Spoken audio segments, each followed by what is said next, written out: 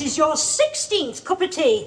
They don't give the 4:30 result at Weatherby in here. Fresh pot every time. Or E08 Park. I thought this was supposed to be an evening paper. Oh, don't put your cigarette dunce in the saucer. Oh, come on, Mum. I'm not having tea at the Dorchester. Oh, we wouldn't have you near the Dorchester. We wouldn't let you near their coal cellars. What do you mean? Well, look at yourself, son. You haven't shaved. Your hair's not been near a comb. The dustman comes today, so don't linger near the front door. We may never see you again. I'm just casual. You're not casual, Terry. You're slovenly. What if anybody called? Well, it's all right. I'm in, aren't I? What if that nice young lady selling cosmetics comes round, or the young fellow with the contact lenses who predicts the end of the world? Well, what's more to the point is, can he predict who's going to win the 4:30 at E08 Park?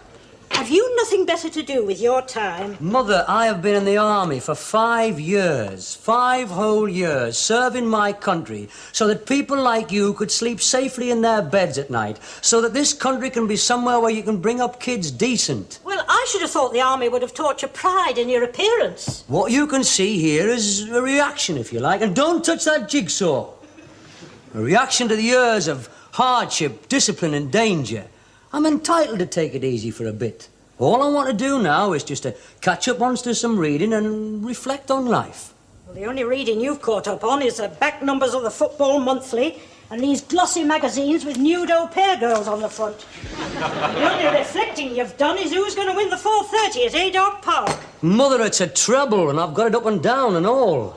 You're letting yourself go. I mean, your clothes and your manners. You spend half your day in bed and the other half in front of the television. The only fresh air you get is when you go down to the betting shop. You never speak except to ask for more tea or the bottle opener.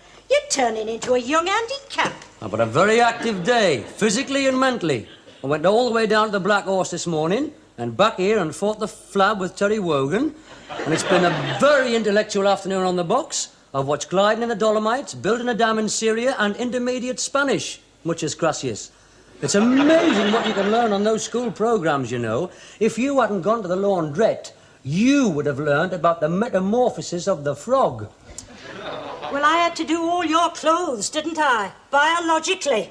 Now, who's that? Come through. Oh. It's only me. I just thought I'd pop in on my way back from work. How's our working class hero? Oh, doesn't he look a sight? I've just been telling him. Now, look at Bob. Look at his lovely suit. Look at his hair. He's well-groomed. That's what Bob is, well-groomed. A bit tight, them trousers, aren't they? One false move, you'll end up back in the choir singing soprano again. Now, that was coarse and unnecessary. Don't bring your barrack room behaviour into this house. Would you like a cup of tea, Bob? Oh, lovely, if it's no trouble. Well, I made 16 already, pet, so one more won't make any difference. You bet get your thinking cap on, my lad. There's more to life than football and nude au pair girls. Nude au pair girls? What? Where? Sorry, kidder, you've just missed him. Here, you do look in a state. Have you been in that chair all day? Oh, don't you start. I deserve a break. I've been catching up on my learning and reading. I didn't know Frank Sinatra had married Mia Farrow. Mia Farrow? How old is that thing? That was over ages ago. She's married to Andre Previn now. They've got twins. Married who? Andre Previn, you know, he's a conductor. Oh, aye? What route's he on? You know nothing. I certainly didn't know a lovely girl like that had married someone on the buses. My God, there's hope for us all. Must be funny for him, though, eh? Morning, Andre. Fourpenny, please. How are things in Hollywood? I bet they don't half give him stick down the depot. Andre Previn is the resident conductor with the LSO. The London School of Economics? That's the LSE. I thought that was a drug. That's LSD. I thought that was money. It was, before decimal coinage. Have you heard of that? Decimalisation? That's where the state takes over industry. Oh, that's nationalisation. My God, he's got one right. Will you take the money or go on for a major prize? This week it's a musical lawnmower or a cocktail cabinet with a built-in spin dryer. I know enough. I bet I'll learn more from that box than you do down at your office. Well, you look as if you're on the box. You look like a social misfit being interviewed on Panorama. Look at your hair and that vest, sat in your chair surrounded by racing editions. You're like a premature Andy Capp. You're the second person who said that today. Well, let me tell you something. I love Andy Capp. I am proud of my home and my class. Just 'cause you're flirting with the lower, middle, Just 'cause you've got yourself an office job and your fiancée lives on a Tudor estate with a monkey tree. Look, I want to take you out. I want to get you out of yourself. I want you to meet people, friends of mine that you don't know. But how can I? How can I take you into people's homes looking like that? They wouldn't know how to react. Sherry for you, Bob? And what will your friend here have? Meths? I don't want to be invited into their homes, thank you very much. I don't want to go into their snooty little semis. I don't want to meet any of your new friends. I bet they all belong to the rugby club or the tennis club or the squash club. Well, we all have a wide range of leisure activities, if that's what you mean. Yes, well, I've got a wide range of them and all. Yeah, like forecasting and jigsaws. You'll stop going to football soon, won't you? 'Cause Saturday afternoon will be golf. Look, I want to get you out of yourself. I want you to smarten yourself up and come out with me. I don't think you realise how things have changed around here. But if you want to sit there behind your class barrier, fine. Well, I don't mind coming out with you. For you, Robert, I might even shave. Where are we going? Oh, I can't tonight. Tonight, Thelma and I play badminton with Hugh and Janie. And tomorrow, then? No, tomorrow we're going out to supper with Mike and Linda at Frank and Chris's. And who is it Wednesday? Bob and Carol and Ted and Alice? No, we're going to a barbecue at the rugby club with the McShanes. Oh. But on Saturday night, Alan and Brenda asked Thelma and I if we'd take you out to supper with them. At their new house, they'd like to meet you. Who the hell's Alan and Brenda? Well, you don't know Alan. He's new. He came up here from the south about 3 years ago. Oh, you mean Middlesbrough? No, the deep south, Surrey. We work together. We've become very good mates, and he'd like to meet you. Yeah, well, thanks very much, Bob. I think I'll just get in touch with some of the lads. Have a real Saturday night out. You won't find any of the lads. Not on a Saturday night, you won't. They'll all be out with their wives or their fiancés at some steakhouse or trattoria. Or else they'll be stopping in, having friends round for match of the day and barbecued chicken. It's all very much a ritual. Yeah. And unless you accept my invitation and come out with me, you won't be a part of it. You'll be a man alone. A sort of Shane of the Elm Lodge housing estate. Walking the empty streets, hearing the sounds of laughter and merriment behind warmly lit windows. Yeah, well, I'm best as a man alone. I'm well out of the Elm Lodge housing estate set. I know what goes on these days on these estates with your so-called respectable middle classes. I know what goes on behind these warmly lit windows. What? There we are, Pet. Would you like a biscuit? Oh, yes, please, if it's no trouble. What goes on? I know, I've read about it. Read about what? What goes on? Well, for heaven's sake, what does go on? Oh. Wife swapping and witchcraft. Suburban sex orgies, that sort of thing. Really? It's a well-known fact. Behind that facade... Where do you get all this from, suburban sex orgies? Mind you, I did go to a party once where they played charades, and a girl tore her tights miming Climb Every Mountain. All right. But only this afternoon on that box there was this bishop going on about the moral decay of our society. Look, I'm just asking you out to supper with Alan and Brenda. I promise you it won't be the first step on a downward spiral of decay and depravity. Just the 5 of us for a meal and a game of Scrabble. Scrabble? Well, perhaps not Scrabble. You'd just come up with rude words, wouldn't you? Oh, hello, Audrey. It's nice to see you. Just popped in to see me, Mum. How are you? How's Thelma? Oh, she's grand, thanks. You'll have to come to dinner with us sometime, perhaps early next week. Oh, well, he can't Tuesday. That's water polo with you and Janie. And Wednesday's potholing with Wilson, Keppel and Betty. My God. Do you know who you remind me of? I know. Don't tell me. Andy Capp. I was about to say old man Steptoe.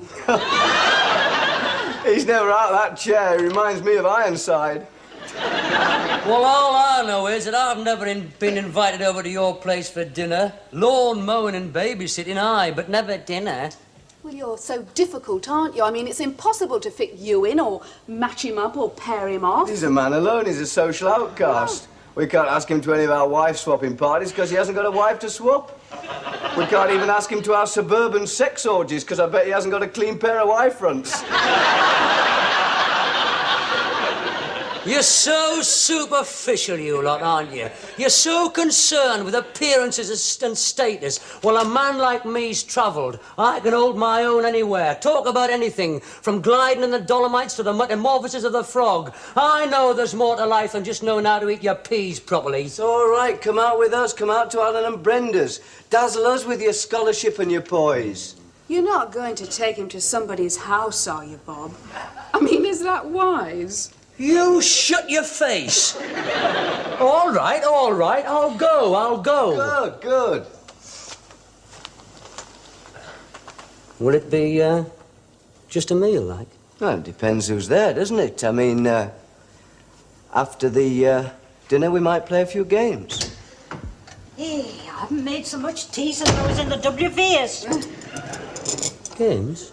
Behind the facade?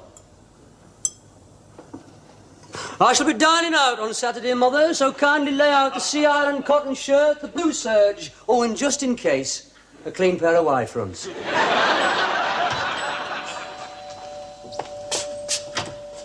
Hello. Hello. Hello, Thelma. Hello. You're prompt. Brenda's still upstairs. Shall I take your coat, love? Well, I'll go on up, shall I? Yes, fine. Hello, Bob. Hello, Alan. This is Terry Collier, Terry Allen Boyle. Terry, heard a lot about you. All right. Well, come in. Make yourselves at home. Sit down. Cheers. Now then, Terry, a drink. What would you like? Well, unless you've got any meths, I'll just have a beer, thanks. Afraid you'll have to settle for the beer. Bob? Oh, I'll have the usual, please. Vodka and Coke. Ice and lemon? Please. Bob tells me you're from down south, like, Alan. Is it, London, is it? Well, just outside, Carshalton Beaches. Alan's a Chelsea supporter. Oh, is he? Yes, I used to have a season ticket there. I hate Chelsea. They stand for everything I hate in football, them, with all their show business supporters. They come out looking more like the younger generation than a football team. I'll just get some ice. You said I, silly. What are you being so aggressive for? You're hardly across his doorstep and you're attacking his football team. That's not a very nice thing to do. How would you feel if he attacked our football team? You deserve it, Chelsea. We're not talking about the merits of a football team. We're talking about manners, you know, like live and let live. All right. Look, Alan, I don't just hate Chelsea. I mean, I hate Arsenal, Spurs, West Ham, Crystal Palace. In fact, I hate all London clubs. Well, that's all right, Terry. It's all the same to me. Yeah. Cheers, Bob. Cheers, Alan. Lovely. Come on, girls. Well, I expect you're glad to be back, Terry. You must have noticed some changes. Oh, aye, what with decimalisation and Andre Previn conducting the LSE. LSO. Oh, are you interested in classical music, then? Yeah, I can't stand it. Alan has a great collection of classical music, especially Beethoven. Oh, well, Beethoven's fine. He's all right. It's all the others I can't stand, but Beethoven's all right. What are you interested in? Oh, well, I've got a wide range of leisure activities. He does jigsaws. I do hundreds of things. That's one thing I got out of the army. I bet I've done more sports in the last 5 years than you've ever heard of. Football, cricket, tennis, swimming, pole vaulting. You've never done any pole vaulting? Yes, I have. Well, this Polish fellow in our hut, we used to tie him to the bed and vault over him. Well, I expect the girls should be down soon. You know my wife, Brenda, don't you, Terry? Brenda, I don't think so. Yes, you do. Brenda. I don't know any Brendas. Ah. Oh, that Brenda. Hello, Bob. Hello, Brenda. Hello, Terry. How nice to see you. Oh, funny they'd said your maiden name. I didn't know it was you, Brenda. You're looking very pretty. My, you've certainly changed. I mean, you've changed from looking pretty to even prettier. Thank you, Terry. You're looking very well yourself. Oh, I am. Now then, Thelma, a drink. Yes, I'll have a sherry, thanks, Alan. Same for you, dear? Thank you, Pet. Did the services do you good? Well, apart from this, yes. What's the matter with your leg? He never talks about it. Does it hurt? Only when making love or pole vaulting. Would you like to sit down? Ah, cheers.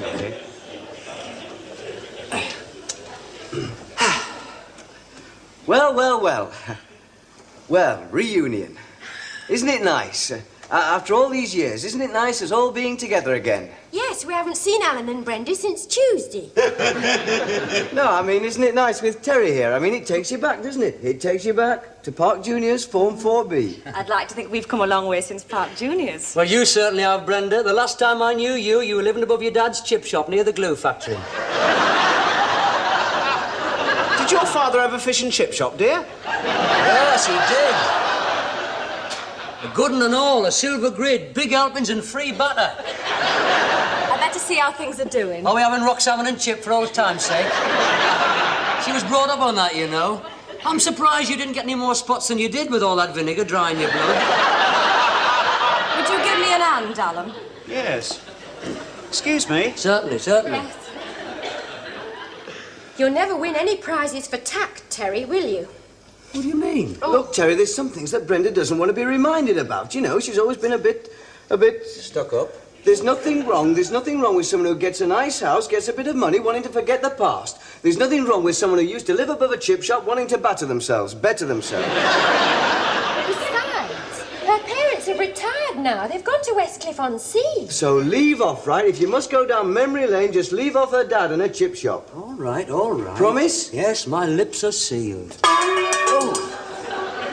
Dinner is served. Now then, Thelma, you'd like to sit there. Here. And Bob there. Oh, lovely. Terry, you'd like to sit over here. Doesn't it look lovely? Nice. Oh, Brenda, fresh asparagus. Hey, I could eat a horse between two bread vans.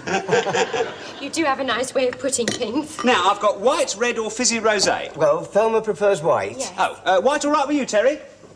Do we have a fondue set on our wedding list, Pet? We will have tomorrow. Alan's mother bought us that at Harrods. She has an account there, you know. Oh, and these lovely table mats. These are new. Well, hunting scenes. Just haven't had them out before. They're a present from Auntie Elsie. Oh, your Auntie Elsie. How is she, Brenda? Is she still a cleaner down the brewery?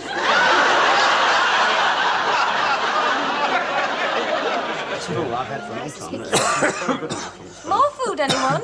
Some brie? Oh, No, Brenda, no. I couldn't possibly. No, I will say this, Brenda Pett, you're a fantastic cook. You're a fantastic, yeah. Fantastic. Do you get this every night, Alan? No, sometimes we just have a plate on our knees. We always eat at the table, Alan. We always eat at the table. Well, I must say it makes a change from rock salmon and chips, eh? I'm sorry, Brenda, but you can't help thinking about the past. I mean, remembering how things used to be. Right, Bob? Aye, well, it makes you think, doesn't it? Here we all are sitting around having our sophisticated supper party with our Tia Marias and wafer-thin mints. And the last time we sat down to eat together was school dinners. Oh, I think Brenda's improved on cold ham, peas pudding and mashed potato. That was Thursday ham, fish cakes Friday. Mince Monday. Meat Tuesday. Meat? What sort of meat? We were never quite sure. Is it? What was it Wednesdays? What was Wednesdays? Oh, Monday mince, Thursday ham. Monday mince, Tuesday meat. Oh, of course, Wednesday it was cheese fondue, followed by gooseberry fool and wafer-thin mints. Do you know, I used to love that mashed potato. Oh, me and all, because it was all crumbling. If you got a spoonful and flicked it, you get half a 4A, like a scatter bomb. That's all right, Terry, I'll do it. Does it come out all right? We'll just have to hope so, won't we? No, it'll come out with a rub. I doubt it. However, so much for Park Juniors. Can have no interest at all to Alan. Alan went to a public school. Minor one. It was founded in 1776. So you can imagine how drafty it was. I understood it was a leading public school. No, it was a leading, minor, drafty public school. Aye, well, happy days. Aye. Do you really think so? Oh, of course they were. Smashing days. It's when I met you, wasn't it? Aye. What was Bob like at school? Little terror? I was top of the class at woodwork. I was a monitor, and I was secretary of the Lonnie Donegan Appreciation Society. And if I remember rightly, president of the Deirdre Birchwood fan club. Deirdre Birchwood. Who was Deirdre Birchwood? Nice girl, big girl, you're ahead of us. Oh, yes, well advanced for her age. You know all those questions about sex that your parents and your teachers and the scoutmaster would never answer? Deirdre would. She meant nothing to me. Aye, she did. She was the gardener's daughter, used to smell a weed killer. He was in love with her. I was not then. I was not in love with her. I was in love with little Mo Connolly and Claire Bloom. He used to sneak out at dinner time and meet her in the greenhouse. I remember once he came in back to the classroom and a caterpillar fell out of his underpants.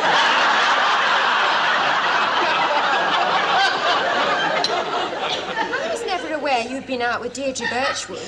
She was a very common girl. I warned him, consorting with a girl like that. Think yourself lucky you didn't catch greenfly. Shall we leave the table now. Yes, well, I must pop upstairs and have a swill. Oh, well, it's the first on the left and the light's just above your head, Terry. Yes, take everything. What was it we used to have at school dinners on a Wednesday? It's Monday, Tuesday, Oh, I've had quite enough of Park Juniors. I mean, all that's irrelevant now. We're all different people. Not necessarily, not necessarily. We might all be a bit older. We might have a few more possessions now, but we're still basically the same people. Underneath it all. If we were all on a desert island, we'd soon revert to type. We'd soon revert to the jungle law of Form 4B. Some quicker than others. Now, come on, Bob. I mean, what was Brenda really like at school? Any more dark secrets? Well, I don't expect you remember this, Brenda, but I did give you my coronation mug. And an autographed photograph of Sherpa Tenzing. I really can't remember. Oh. Well, it doesn't matter anyway. The autograph was forged. Terry sold it to me. I can't see why 4B means so much to you all. I mean, I've got memories, not very pleasant ones. Yeah, you're not thinking of the boiler room incident, are you? What's this? Do we have to? Well, you were full of it at the time. It was most upsetting. I was attacked by 2 boys in the pitch dark of the boiler room. If it hadn't been for that janitor... Hey, Bob, I've just been thinking, what was the name of that girl who seduced you and me in the boiler room? How dare you! Oh, come on, that was years ago. It was monstrous. I was attacked. When's this? Attacked? In the boiler room. Get away. So was Bob and me. If it hadn't been for that janitor... Yeah, well, it's nice. Memory lane, you know, happy days. Part of your reluctance to leave the past, Terry Collier, is that you have very little to look forward to in the future. And your present hasn't much to offer beyond the pub and the billiard hall. Most of us have improved ourselves, developed as people. But you're an embarrassment to your family and an embarrassment to your friends. Wait a minute. He doesn't embarrass me. He might be coarse and he might be vulgar. Are you with me or against me? Just shut up a minute. He might be crude and he might be a bit rough at the edges. And all right, he might have eaten the wrong end of his asparagus. But I'll tell you one thing. He's down to earth and he's honest. Here's a turn-up for the book. The good old days, those 2 back in the saddle. Well, I think Bob's right. What? I never thought you'd take Terry Collier's side. I like a frank exchange of views. Terry is honest. And that's something we all seem to have lost since Park Juniors. He's got no pretensions. He would never deny he lived above a chip shop. I didn't live above a chip shop. What exactly are you trying to infer, Thelma? That I am a snob? Yes, you are, Brenda. You're an enormous snob and you always have been. What a bitchy thing to say. Well, it's the truth. I like a lively discussion. If I was such a snob, why would I invite that into my home for dinner? Oh, I'll tell you why you asked Terry. Because the only way you can measure how far you've come from 23 Doglead Lane is to parade your possessions in front of an audience. I've seen you do it before. When you watch people admiring your fabrics and praising your carpets and envying your precious fondue set, you wet your knickers.